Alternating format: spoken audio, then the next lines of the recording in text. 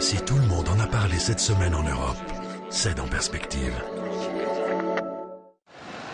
Alors que l'armée française progresse au Mali et que les renforts se déploient, des rumeurs d'exaction de la part de l'armée malienne sont venues assombrir l'opération en cours. Plusieurs personnes auraient été tuées. France 2 a enquêté.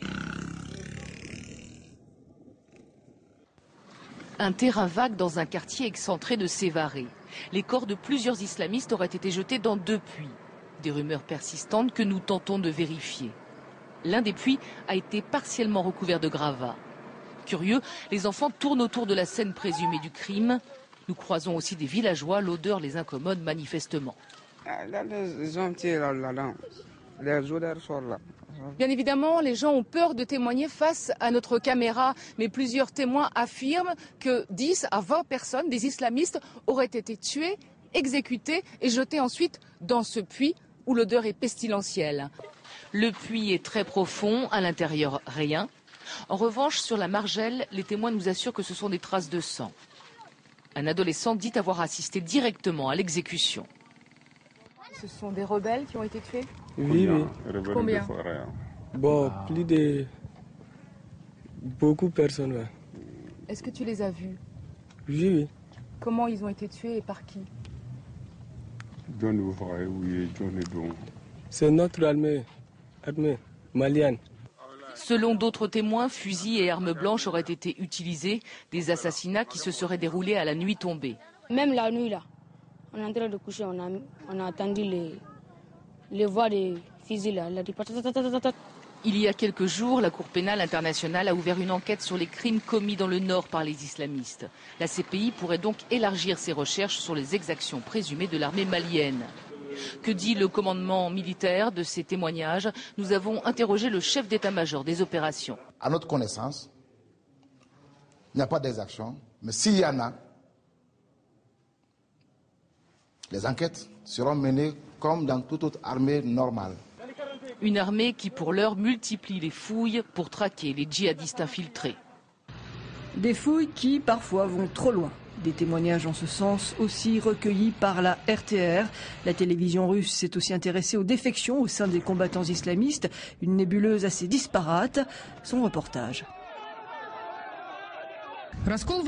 La scission de l'un des plus gros groupes Ansardine qui mène la guerre contre les militaires franco-maliens est un coup dur pour les positions des islamistes, selon les experts.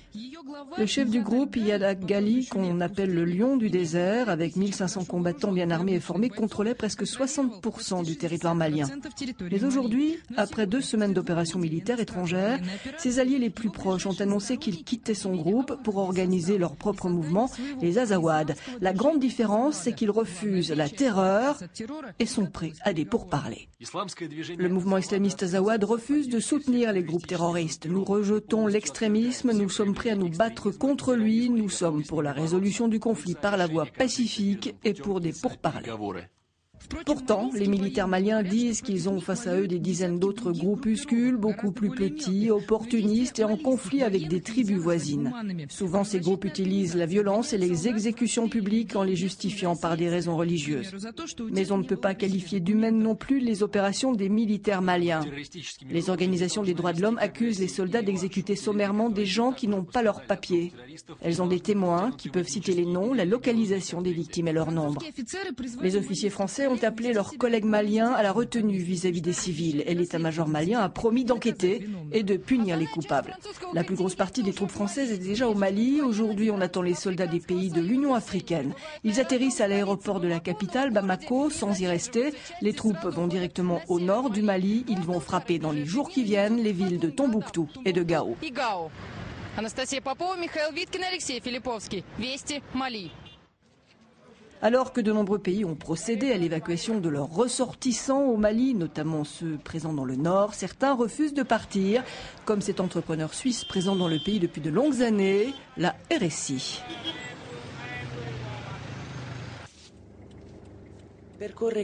Chaque jour, André Rupen parcourt cette rue. Derrière lui, il laisse sa capitale et se rend vers le nord. Il doit faire 35 km avant d'arriver à son travail. 1 heure de route, le temps de réfléchir à la situation au Mali. C'est stable ici. La situation est stable, au moins ici à la campagne. S'il y a des manifestations ou autres, ça se passe surtout en ville. Ici, par contre, on n'a jamais eu de problème. Et c'est vrai qu'après le coup d'État, j'ai changé mes habitudes. J'essaie de ne pas passer toujours à la même heure, ni aux mêmes endroits. À la même heure, au même moment.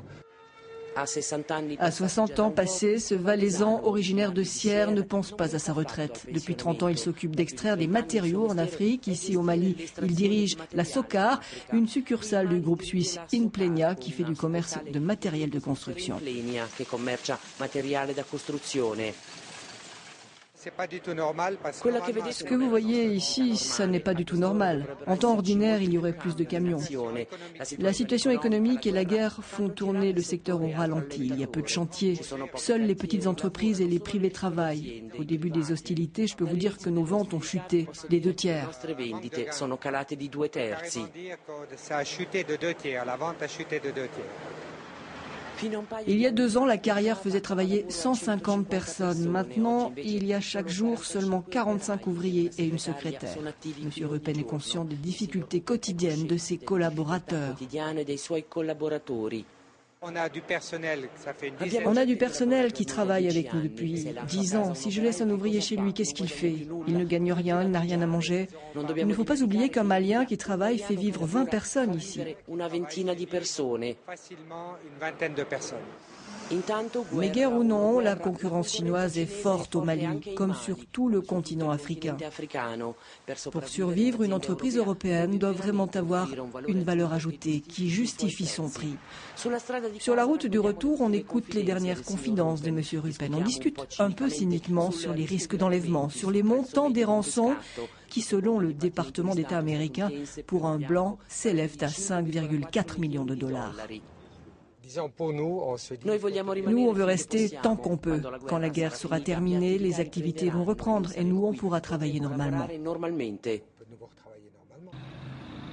Enfin, dans la capitale, Bamako, le temps du match de la Coupe d'Afrique des Nations jeudi soir entre le Ghana et le Mali, on a un peu cessé de parler de la guerre. 90 minutes de trêve, le reportage de la TVE.